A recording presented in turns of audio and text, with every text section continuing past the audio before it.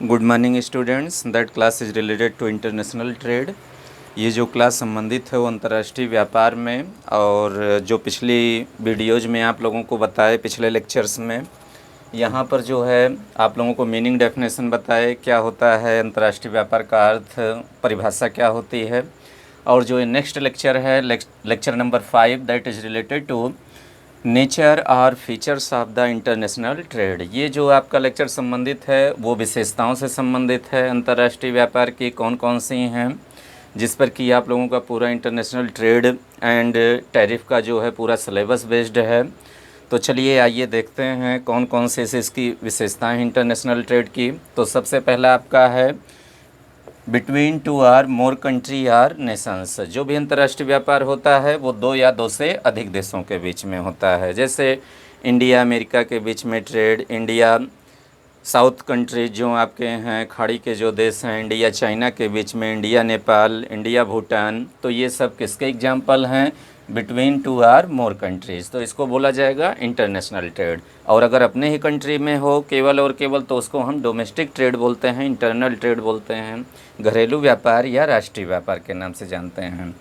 Next आपका है second जो फीचर है, includes goods and services both. वस्तुएं एवं सेवाएं दोनों सम्मिलित होती हैं। तो यहाँ पर जो आपकी हैं गुड्स सर्विसेज दोनों, टेंजिबल इंटेंजिबल गुड्स सर्विसेज दोनों शामिल यहाँ पर होती हैं। सेवाएं मतलब बैंकिंग, इंश्योरेंस, ट्रांसपोर्टेशन, ये सारी चीज़ें।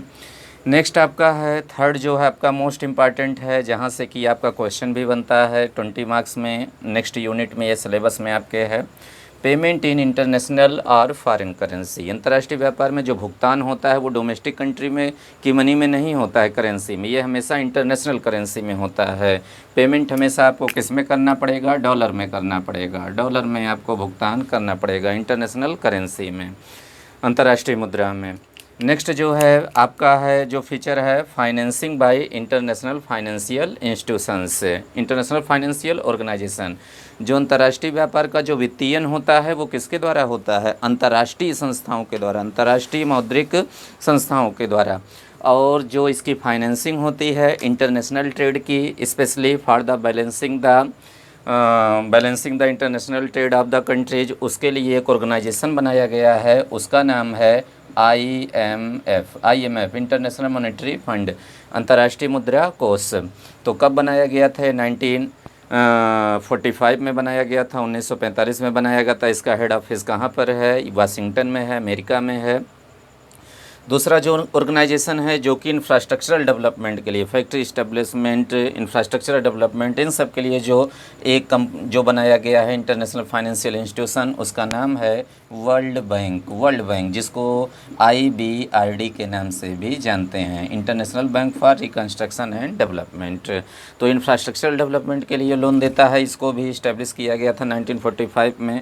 इसका भी हेड ऑफिस जो है आपका वाशिंगटन DC में ही सिचुएटेड है, स्थित है। बार बार आपके एग्ज़ाम में, कंपटीशन में हर जगह दोनों को पूछा जाता है। और जो फाइनेंसिंग हमारे यहाँ पर जो होती है इंटरनेशनल ट्रेड की, उसके लिए एक लीड बैंक बनाया गया है, डेवलपमेंटल बैंक बनाया गया है, उसका नाम है एग्जिम बैंक। आप लोग नाम सुने होंगे, एग्जिम बैंक। EX मतलब एक्सपोर्ट, IM मतलब इम्पोर्ट, एग्जिम बैंक इसका नाम है। और ये कब इस्टेब्लिश किया गया था इंडिया में? ये इस्टेब्लिश किया गया था 1982 में, 1982 में। ये भी खूब क्वेश्चन आपके एग्ज़ाम में, कंपटीशन में बार बार पूछा जाता है। तो ये जो है आपका नेक्स्ट फीचर है rules regarding international trade made by the WTO, world trade organisation. जो नियमों को बनाया जाता है अंतर्राष्ट्रीय व्यापार का, वो कौन बनाता है? विश्व व्यापार संगठन। WTO मतलब वर्ल्ड ट्रेड ऑर्गेनाइजेशन, विश्व व्यापार संगठन। इसका पुराना नाम पहले क्या था? इसको जो पुराना नाम इसका था GATT, इसको बोला जाता है general agreement on tariff and trade, means व्यापार पर सामान्य समझौता इसको बोलते थे। और GATT कब बना था? GATT बना था 1947 में बना था। और GATT को चेंज करके WTO में कब चेंज किया गया? 1994 में। ध्यान रखिएगा, जब भी WTO की बात आएगी 1994। और वर्क इसने कब से स्टार्ट किया? फ्रॉम 1 जनवरी 1995। इतनी चीज़ें यहाँ आपको ध्यान में रखनी है for your competition point of view. MCOM entrance में हर एक TGT PGT में, उसके बाद आपका असिस्टेंट प्रोफेसर के एग्ज़ाम में, नेट JRF के एग्ज़ाम में, हर एक एग्ज़ाम में ये तीनों चीज़ें, आपकी चारों चीज़ें पूछी जाती हैं। तो आप लोग ध्यान रखिएगा। और आप लोगों के सिलेबस में भी ये है, आपका वर्ल्ड बैंक भी है, IMF भी है, WTO भी है, ये भी सारी चीज़ें। मिनिस्ट्रियल कॉन्फ्रेंस होता है हर 2 साल पे, वो आपसे वहीं पर रूल्स रेगुलेशन बनते हैं। नेक्स्ट आपका है part of the physical policy of countries. जो ये आपका अंतर्राष्ट्रीय व्यापार होता है वो किसका भाग होता है, किस नीति का भाग होता है? Physical policy. आप लोगों को सेकेंड ईयर में ऑफलाइन क्लास में पढ़ाए हैं। जो पॉलिसी जो होती है वो एक होती है मॉनेटरी पॉलिसी, दूसरा होता है फिजिकल पॉलिसी। तो मॉनेटरी पॉलिसी जो है उसको कंट्रोल करता है किसी भी देश का सेंट्रल बैंक, हमारे यहाँ पर RBI करता है। और जो फिजिकल पॉलिसी कंट्रोल होती है वो किसके द्वारा कंट्रोल होती है? बाय द फाइनेंस मिनिस्ट्री, वित्त मंत्रालय के द्वारा, भारत सरकार के द्वारा। तो फिर ये किसका पार्ट है? That is not, international trade is not the part of the monetary policy, that is the part of the physical policy. ये राजकोषीय नीति का भाग होता है, ये ध्यान रखिएगा। नेक्स्ट आपका 8 जो फीचर है वो आपका है involvement of high level of risk. यहाँ पर उच्च स्तर की जोखिम विद्यमान होती है। हाई लेवल, जितना उतना डोमेस्टिक ट्रेड में रिस्क नहीं होता जितना इंटरनेशनल ट्रेड में रिस्क होता है। आप एक्सपोर्ट इंपोर्ट किए हैं, क्वालिटी के अकॉर्डिंग नहीं है, रिटर्न करना पड़ता है, रिटर्न हो जाता है दूसरे कंट्री में, बहुत ज़्यादा रिस्क सब रहता है। नेक्स्ट जो है आपका various modes or strategy for entering into international market. अंतर्राष्ट्रीय व्यापार में जो प्रवेश करने के, जो हमारा अंतर्राष्ट्रीय व्यापार होगा, बहुत सारे तरीके हैं। मोड्स मतलब तरीके, स्ट्रेटजी मतलब रणनीति, जो आपके सिलेबस में भी दिया गया है। यहाँ से 20 मार्क्स का क्वेश्चन आपका बनेगा एग्जाम में, बहुत ही इंपॉर्टेंट ये है। तो किस किस माध्यम से हम अंतर्राष्ट्रीय बाजार में आ सकते हैं? तो यहाँ पर जो 2 ट्रेडिशनल तरीके बताए हैं, 2 ट्रेडिशनल जो आप लोग जानते हैं, आसानी से आप लोग इसमें लिख सकते हैं। मोड्स और strategy entering into international trade. पहला आप लोग जानते हैं एक्सपोर्ट। एक्सपोर्ट मतलब निर्यात के माध्यम से, जब हम कोई प्रोडक्ट अपने कंट्री से किसी दूसरे कंट्री में, जैसे इंडिया से अमेरिका भेजा जाए, चाइना भेजा जाए, नेपाल, भूटान, श्रीलंका, यहाँ सब, तो इसको हम क्या बोलेंगे? एक्सपोर्ट बोलेंगे। दूसरा आपका होता है import, second strategy, second mode. Import मतलब आयात के माध्यम से, जब हम दूसरे देशों से प्रोडक्ट मंगाते हैं अपने देश में तो उसको इंपोर्ट। जैसे हमारे यहाँ क्रूड ऑयल नहीं होता, जितना डिमांड है 80% जो हमको इंपोर्ट करना पड़ा, 20% तो हमारे यहाँ प्रोडक्शन होता है आसाम में, डिगबोई में, और बॉम्बे हाई में, मुंबई में, महाराष्ट्र में।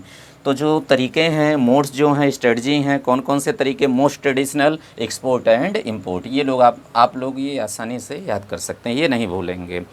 और उसके बाद जो मॉडर्न जो वेज हैं, मॉडर्न जो स्ट्रेटजीज है इंटर करने के इंटरनेशनल मार्केट में, आप लोगों को पढ़ाए हैं हम फर्स्ट ईयर में ऑफलाइन क्लास में। फ्रेंचाइजिंग आप लोग नाम सुने होंगे, जिसको लाइसेंसिंग के नाम से भी जानते हैं। फ्रेंचाइजिंग बिजनेस के द्वारा लाइसेंस आपको दे दिया जाएगा, आप उसमें ट्रेड करिए।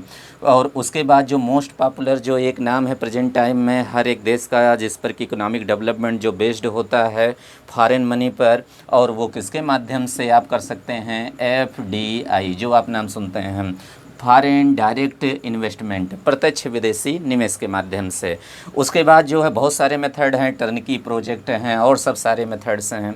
तो ये आप नॉर्मली 2 तो बिल्कुल भी मत भूलिएगा आप अपने एग्जाम में, एक्सपोर्ट एंड इंपोर्ट, ये आसानी से आप लोग लिख सकते हैं। और फ्रेंचाइजिंग भी, FDI भी, ये आगे की क्लासेज में हम डिटेल आप लोगों को बताएंगे, सब आपके सिलेबस में है। नेक्स्ट आपका है यूजिंग डिफरेंट डॉक्यूमेंट्स। जो अंतर्राष्ट्रीय व्यापार होता है, इंपोर्ट आप करेंगे तब भी डॉक्यूमेंट लगेगा, एक्सपोर्ट करेंगे तब भी लगेंगे, बहुत सारे डॉक्यूमेंट है। तो जो मेन डॉक्यूमेंट आपका है इंपोर्ट का, जो मेन डॉक्यूमेंट है, आयात का जो मुख्य जो है प्रलेख होता है, उसको हम इंडेंट बोलते हैं, इंडेंट, INDENT। और जो एक्सपोर्ट में जो मेन जो डॉक्यूमेंट यूज होता है उसको हम इनवाइस बोलते हैं। इनवाइस मतलब बीजक। यहाँ पर तो और भी बहुत सारी विशेषताएं हैं, यहाँ पर आपको हम 20 फीचर्स बता सकते हैं, लेकिन उतना नहीं लिखना है। ये 10 पॉइंट्स बहुत हैं, आप लोग कोशिश करिए 5 पॉइंट इसमें से लिख दीजिए, क्योंकि 5 कंपलसरी पॉइंट देना रहता है।